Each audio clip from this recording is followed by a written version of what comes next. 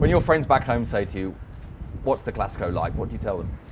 It's amazing because there are many questions, and just for me to be part of this amazing game, because everybody, we are just waiting for this game. Now, when I'm outside, I have to enjoy the game from another part, and it's just amazing what everything happened around, and even now, in 2025, much more than maybe some years ago, you know, and I think. It's what everybody wants to know, you know, how it is, how you prepare, what you are doing, how you feel, how is it to score, and these are amazing moments, and I think this is something for the whole life. Did you ask that question as well? When you turn up at Barcelona, do you ask people at the club, and what do they say to you? What do they explain to you about not so much the game itself, but the meaning of the game? Of course, I think I was also lucky that I had in my time guys that already had more than 20 Clásicos, and maybe to listen to them it was to say, we play and then let's go home, you know. But really to understand, you have to be inside, you know. You have to travel, you have to get in the plane from Barcelona to Madrid. When you really arrive here, when you can really feel the fans. And this good pressure, nice pressure, no? This is, I think, when you really understand something crazy happened here. Is the Classico an international game in club colours? Is that what makes it different because of everything the two clubs signify?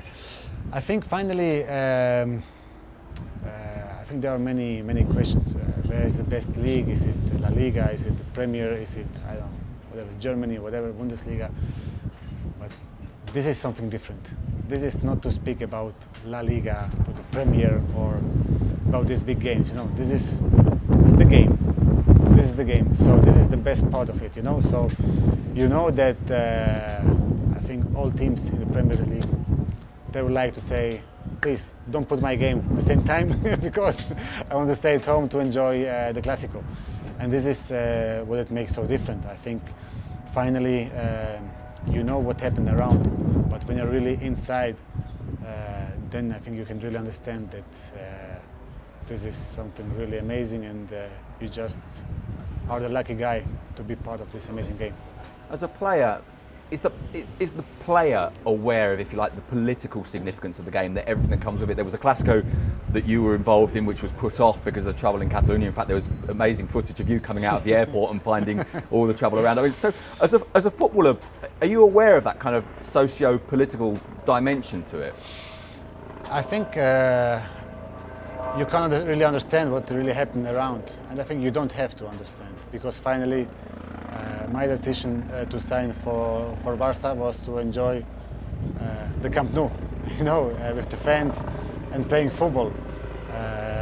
Then, of course, especially in Barcelona, they have many things around.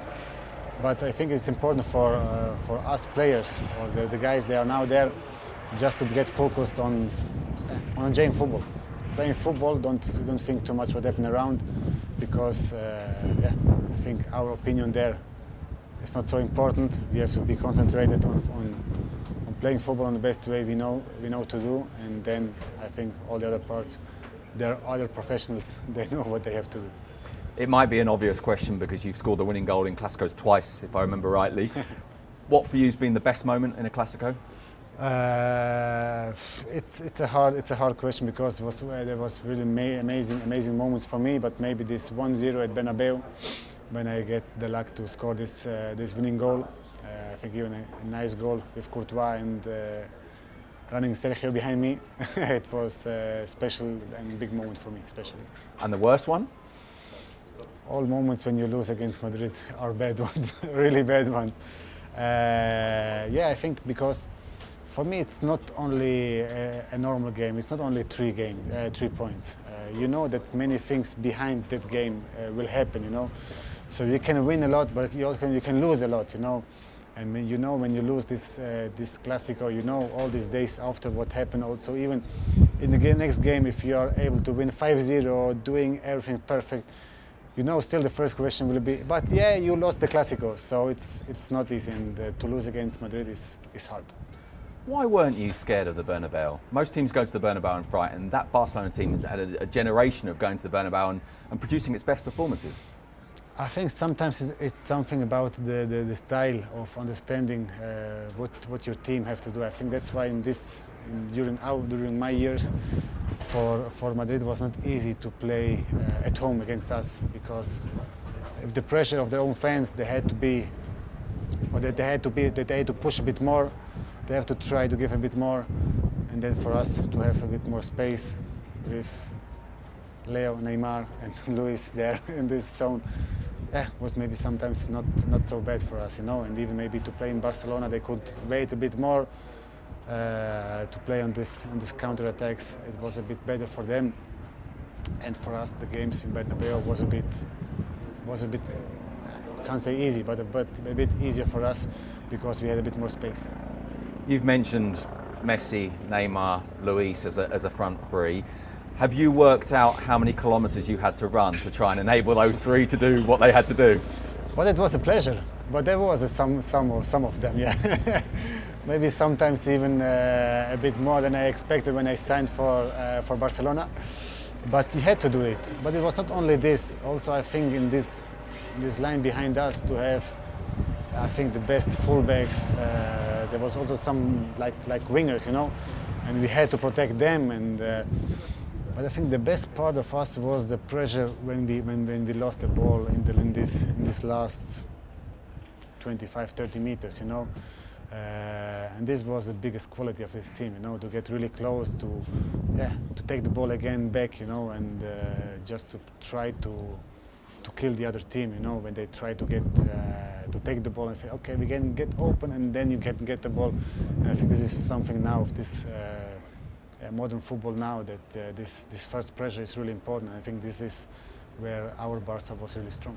In that sense, do you think your Barcelona team were pioneers? I think finally you have to know where you are really strong. I think when we try to defend in our area with Leo and Neymar, maybe we are not the best.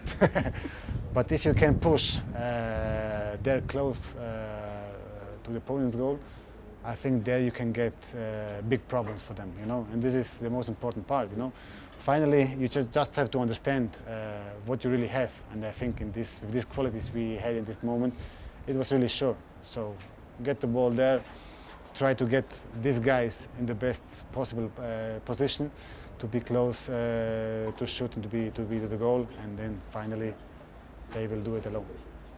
Can Kylian Mbappe and Lamine Yamal be the Cristiano Ronaldo and Leo Messi of our generation? Am I asking too much? First of all, I think there will be never again guys like Leo and Cristiano. And also then I think to speak with Kylian Mbappe and Lamine in the same line, it's a bit different, because Mbappe is already an old guy in football. He already played some World Cups, European Championships, a lot of Champions League games. And Lamine is like something special. He's like the guy for all of us. We like football. He could be the son of all of us. And Lamine you have to like, because a guy with 18 years doing what he's doing, this is football. This is amazing. This is just to enjoy. And Mbappe he's an expert. He knows what he has to do in the big games, in these small games, in the normal games. I can understand these are the guys for both teams, and possibly they will win in the next years some Ballon d'Ors. This is quite sure, I think.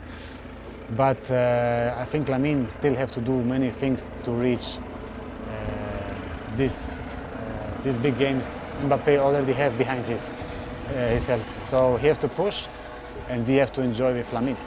You just said that Lamine could be everybody's son. So imagine Lamine is your son. What do you say to him? How do you stop this career going in? How do you make sure this career goes in the right direction? I think we don't have to do the good guy of Lamine. He have to be Lamine.